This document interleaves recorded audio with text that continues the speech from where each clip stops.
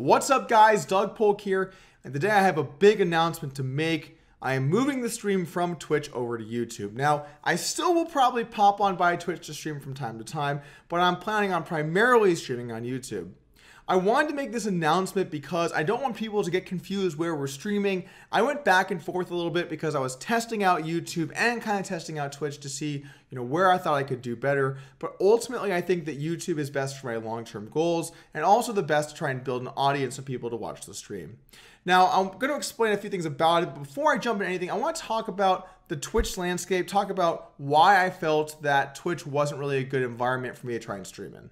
The way that it works on Twitch is it's a winner-take-all system. So whatever stream is at the top of the directory in an individual game type will get the most influx of new viewers. This results in a severe advantage for the bigger stream, and they're likely to maintain and continue to become the bigger stream because they get that first spot. If someone stops on by and they've never seen poker before, they're going to click on the biggest stream. Well, that's great if you're one of the bigger ones or even the biggest one, but as it's very competitive in the directory, the streams that are smaller than the #1 stream end up kind of suffering. In fact, some bigger streamers will end up not getting many followers, not because they don't have a decent sized stream going, but because they're not getting that new influx of viewers that the top stream is getting. Let me show you an example of what happens to stream viewership when I'm streaming and let's say JCarver decides to come online. So here we have a graph of my stream. I was playing on 8-8. It was a very long stream. I started early and was trying to build up followers all day. Well, I grew until around 10 or 11, which is when Tonka decided to come on for the day, and then I stopped growing because Tonka is, the second biggest stream. So I'm no longer gaining viewers because I have to compete with Tonka.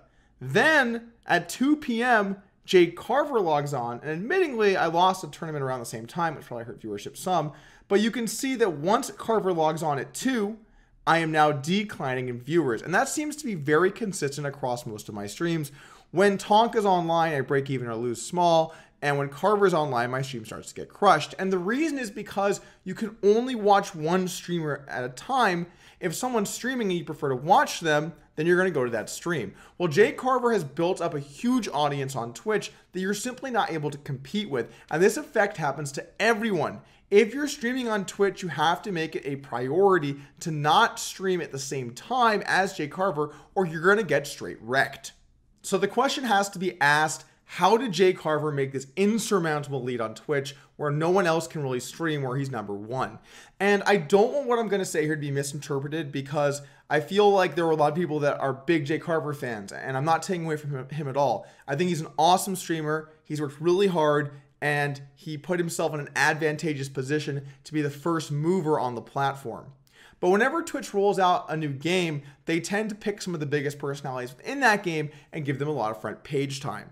This allowed JCarver to build a huge audience with tons of views by being exposed to front page Twitch time and build up an audience of people that, are going to watch his streams and follow the stream. There's a little bit of a misconception that he built his audience from YouTube and then moved them over. That is just completely false. In fact, if you look at the numbers on YouTube, Jamie Staples built twice as big of an audience in around the same period of time that JCarver was even on YouTube. Now, JCarver has since he stopped doing YouTube stuff, been picking up some subs slowly, but in the time being active, it actually wasn't that big at all. Now, he did start on YouTube and then move over to Twitch, but the big thing for Jason was that he started streaming on the platform when they were looking to spend a lot of hours promoting it in order for it to grow. Now, since then, he's worked really hard. He's spent a lot of hours. He has a really nice atmosphere in his stream that I think casual people can enjoy. But he's also backed by poker stars, and they're promoting a lot of his stuff. He's getting hosted from other people. He's getting promoted across a lot of front page Twitch time. So it's not just that he did a good job and worked hard. It's also that he has these advantages that other people don't get. I mean, when Carver streams, he has 207,000 followers, and they're all going to see him in the sidebar that he's streaming. A lot of them are going to get notified. A lot of them are going to see his stream next to their other stream that they'd like to watch or are currently watching. And so as you might see in a Carver stream, the viewership consistently builds because he has straight up over 200,000 followers that are following him on Twitch. And the sick thing is that on Twitch, there aren't even that many people that are interested in poker. If you look at how many followers most Twitch streamers are even able to get, the number is much lower. In fact, let's take a look at JCarver's. Here we have a graph of Jason's Twitch followers over the course of his time streaming on Twitch. Now let's take a look at 2015 and then let's compare it to 2016 and this year as well. So in January 2015, he had 47,000 followers when he started the year, and he ended the year with 147,000. So he gained 100,000 followers on Twitch that year. Then, and the next year, where he still primarily streamed, he might have streamed a little less than the year before, but did a lot of streaming, he only managed to go from 147 to 193. So rather than getting 100,000 followers, he gained more along the lines of 45, 46. Now in channel views, in 2015, he went from 3 million to 9 million, so he gained 6 million views. But in 2016, he went from 9 million to around 15 million, so he gained 6 million views again. Now, what happened that was different, where he still had 6 million views, but he only gained 36,000 followers or 46,000 followers? And the answer is he saturated the market. Almost all of the people that were currently on Twitch that knew about JCarver had already decided that they were going to follow him or not follow him, but everyone knew who he was because he was the biggest and constantly #1 in the directory. So after a full year of streaming, where he was always #1 in the directory more or less, he only managed to pick up 46,000 followers. That's not a very good sign for how many followers you're able to grow. If you look at the numbers for myself or Tonka, they are similar-ish numbers in the last year. Maybe Tonka is definitely a little bit more than me, but we're in the same ballpark. Setting the cap on how many followers you could actually gain in a year, probably somewhere around 50, 60, 70,000. If you really went hard, maybe 80,000. But again, there are only so many people in Twitch poker where if you go really hard, then what starts to happen is you gain less and less because there aren't enough followers there to actually get. At this point, you're like, okay, Doug, we get it. JCarver has a big stream. Why are you leaving Twitch? Okay, well, the reason is I do not think it's possible that I'm ever going to overtake him. If I made streaming my main goal, my main focus, maybe one day I could. I kind of doubt that I could, but maybe I'd pull it off. But I'm not able to focus that time there because I'm doing YouTube videos. I'm doing upswing poker stuff. I'm not able to spend all my time streaming to try and one day surpass him. So what that means is I'm kind of at the mercy of picking times when JCarver's not streaming. And guess what? During a scoop, his schedule is every day, which is pretty goddamn inconvenient when I'm trying to stream. So what I'm going to do now is I'm going to stream on YouTube. Once in a while, I'll stream on Twitch, especially if I'm in something where I know I can be #1 in the directory, or at least have a good shot at being #1 in the directory. But I'm going to play my own game. Look, there is no one streaming on YouTube. There's no one. There are no poker streamers, at least I'm aware of, or even trying on the platform, because everyone's trying to one day become JCarver. They're all trying to grow their streams. It's a great dream. But here's the thing, guys. It's never going to happen because he has too big of an advantage. I'm trying to make my own game. I'm trying to start something that maybe one day will be a similar thing. I really don't know. But I'm going to try and at least grow this platform that I worked very hard on. I mean, worst case scenario for me, my streams end up getting less viewers. Okay, that would not be great. But then my overall channel does better. And I'm trying to work more on YouTube in the long run. I don't know how long I'm going to do poker streams for, but I like making videos on YouTube. I'm going to do that for years for sure. So why not try and put my time towards something that will build for the future either way, rather than building an asset that's really only for the short-term gain. Now, the thing I feel the absolute worst about is that there are a lot of people that have subscribed for my Twitch channel a long time and supported me there. And I really wish that there was a good way that, I could transfer that over to YouTube, but obviously that's not a thing. So I do want to say thank you to all the people that have supported the stream. I appreciate that. I really do. And that's part of the reason I'm doing this. I want to let you guys know why I'm making this move. I'm not trying to, I want to make sure to give credit where credit is due. But if you look at the numbers here and you look at how much my YouTube channel grew just from doing a couple of streams on YouTube, the data has been awesome in terms of how it grows. I think that this is just the best shot that I have to grow as a streamer, to grow as a content creator. And I want to try and do the next big thing. I think a lot of people are scared to try and do YouTube. Let's face it, the client has some things it needs to overcome, but I'd rather give it a shot and fail than, futilely fight to try and be the top streamer on Twitch when I'm never going to win. Rather than focus on the negatives on Twitch for a moment, let's talk about the positives on YouTube. For starters, YouTube is a ginormous platform. It's the second largest search engine in the world, and it's estimated that 1 billion videos are watched every day.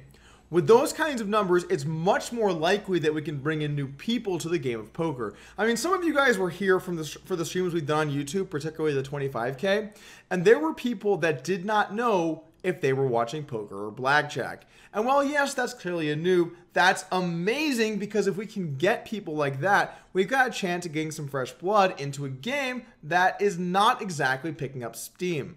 So I think on YouTube we have, because of how large of a platform it is, we have a great opportunity to try and grow poker. YouTube's user experience is also pretty good. Now, I understand it's not Twitch. Twitch has that down pat for sure, but they're making strides over on YouTube to try and improve it. They have a sub button now, and I think they're going to try and roll out custom emotes. So we're going to see more and more improvements on that front. I'm sure Google is committed to making sure that their live streaming platform has a good look and it's going to get better and better. So I have high expectations for how good it's going to get. The last thing I really like about YouTube is, unlike on Twitch, the more people that come to YouTube, the more everybody wins. Because it's a directory of videos, and when people click on a video, they're very likely to watch other videos, people can grow together rather than in an adversarial way. I'm totally fine if other people come onto YouTube and make videos. I mean, look at the influx of people we've had on YouTube in the last year. I joined. D-Neg started making videos again. Andrew Neme's on here. A bunch of other poker vloggers. Tonka joined. You know, we have a lot of people that are now making videos that weren't a while ago. And if you look at how many views and subs and everything people are getting, it's all way higher than it was even 1 year ago. In fact, it seems like the space has maybe even doubled. That's good for everyone, as there are more views to go around. Whereas on Twitch, sure, the bigger Twitch directory is, that's great. But if it's 90% going to one stream or 60% going to one stream, it doesn't really help the little guy. I don't think that's the case here on YouTube. Finally, I want to talk about a subject that everyone loves to talk about: money. Now, here's the thing. For me, YouTube and Twitch make relatively similar amounts of money, but both pale in comparison to what I make as a poker player, as an investor, in all those different areas. So I'm not doing these things for the revenue from either Twitch or YouTube. I'm not saying, you know, it's bad. I mean, I still do get paid several thousand a month from each platform, but it's not what I'm in it for. You know, it doesn't put food on the table. And I feel like a lot of people are like, oh, this is a move because YouTube ads are making more money. Well, for starters, YouTube ads have actually been suffering lately. I think most people on YouTube know that. And then second off, we're going to have to figure out a way to get like a new sub button on YouTube. I'm going to for sure lose subs on this transition.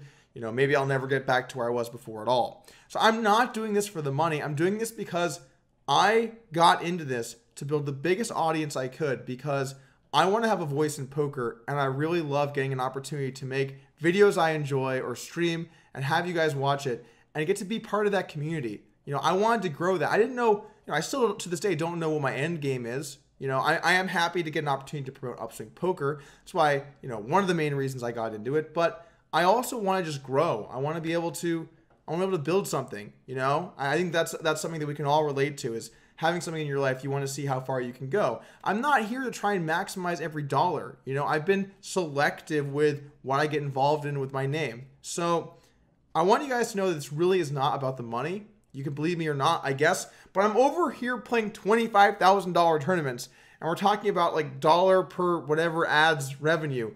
You know, it's not even like what I've made from Twitch and YouTube in the last year hasn't even covered my scoop buy-ins while I've been in Vancouver. So just keep that in mind, understand what my goals are, and I'm looking forward to streaming over on YouTube.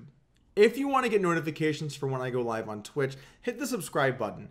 When you do, a little bell icon will appear. Click on it and you should be able to get notifications for when the channel goes live. So make sure to hit that bell icon, and I'll see you guys tomorrow for a 10 a.m. Pacific time stream for a $5 No Rake is Better tournament, as well as some cash games on 888.